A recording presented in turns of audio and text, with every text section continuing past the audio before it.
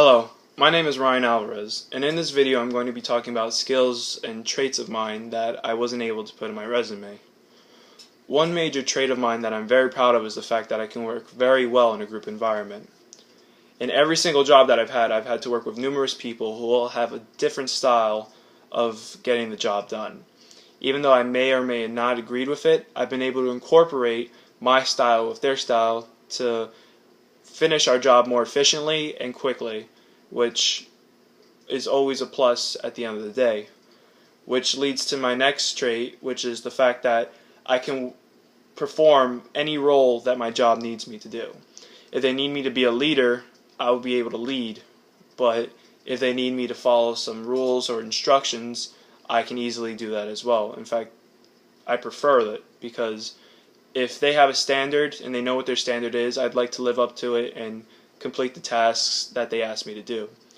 Which leads to the best part about working, which I love the most, is the fact that the challenge of working. Every day you go in, it's a challenge, and that's what makes the job interesting. Otherwise, we'd be like machines, just working back and forth. But every day was a challenge for me at every single job I've had.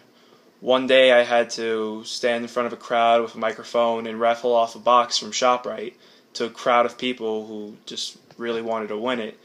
And then one day I had to go into the storage room and I had to fit all the merchandise we had into 14 pallets, and we had a ton of merchandise.